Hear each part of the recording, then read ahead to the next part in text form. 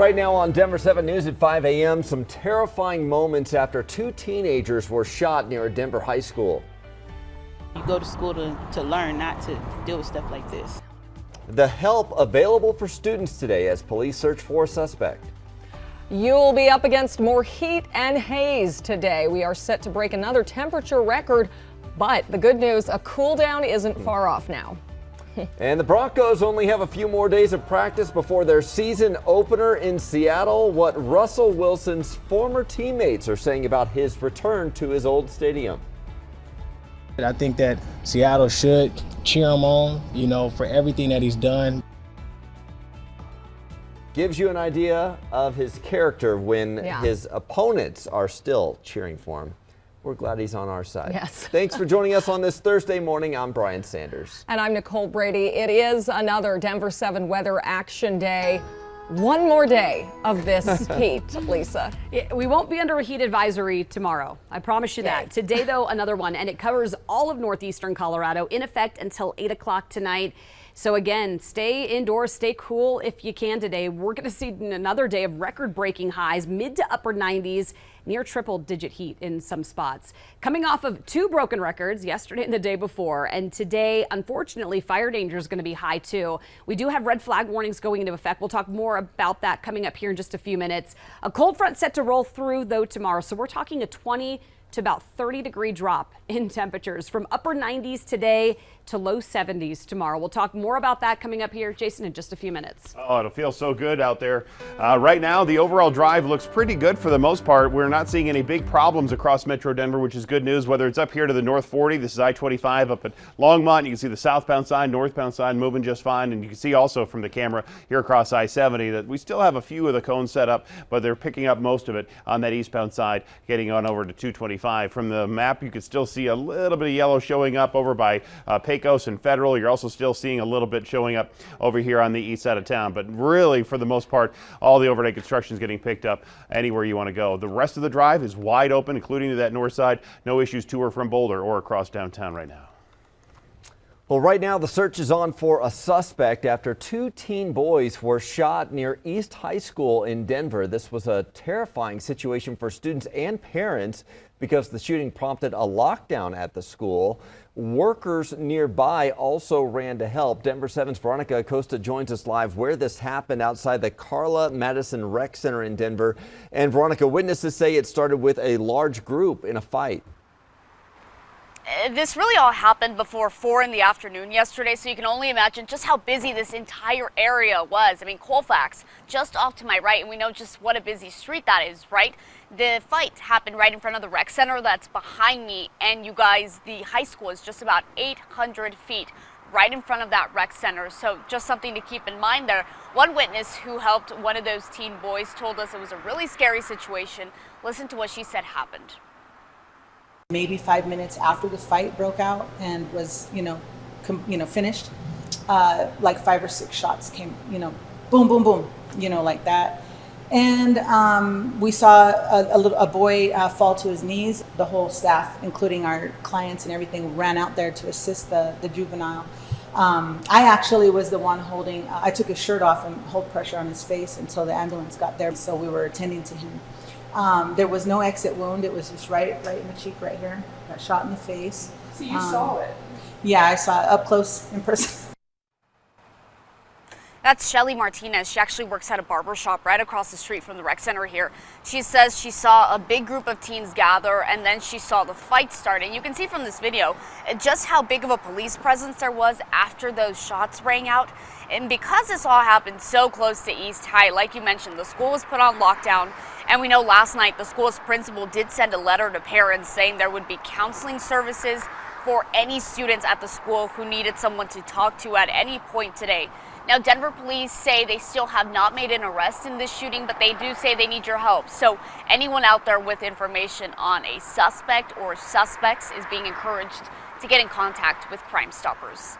We're in Denver this morning. I'm Veronica Acosta, Denver 7. All right, thank you, Veronica. Because of the heat today, dozens of Denver public schools will be closed or letting out early again because they don't have air conditioning. One of those schools is Bradley International. We talked to some parents who are frustrated by the situation. So many families don't have options. There are so many people who don't have PTO, they don't have paid time off. So what are these kids and their families doing? Is anyone home? Are they safe? Now, the schools are expected to be back to normal on Friday. Schools in the Poudre and Thompson districts are also closing 2 hours early today. Also, despite the heat, many school sports teams still have practice or games outside. Junior varsity football games will play tonight during this heat advisory. Some schools and coaches are using the new heat index. Others, though, use the wet bulb globe temperature, which takes into account temperature, humidity, wind speed, angle of the sun, and cloud cover. And yesterday at 2 p.m. when the heat index was 95 to 99 degrees in the metro, the wet bulb globe temperature was only 83 to 85, mainly because the humidity was low and there was some cloud cover. Well, at that temperature, coaches are told to use discretion for intense or prolonged exercise and to provide rest breaks for at least 4 minutes. Practice times and removing restrictive gear doesn't start until that wet bulb globe temperature hits 87. Ooh. So we wanted to know Close. more about the safety of working outside or playing sports and other activities on days like today. And Lisa, the National Weather Service has some advice about that. I mean, we're dry here in Colorado, but it's not just humidity that's the factor there. No, and heat now, by far the most deadly weather event that we yeah. have here across the U.S. Typically around 150 people die every year from heat. It's worse in the south. Here, because it's dry, your sweat evaporates faster, and that's actually a cooling process, so it cools the body down, but it does happen here too. Take a look. You know, you think, I can go out for a little bit, I could go have fun, but it causes a lot of stress on the body. What we've been missing is the fact that a lot of people are made ill and sent to the hospital just because of overexertion on these hot days, even in dry places like Denver. That even though you're sweating and your body's trying to cool itself off, you can overexert yourself when the temperature is 100 or 105 degrees like we're having in Colorado this week.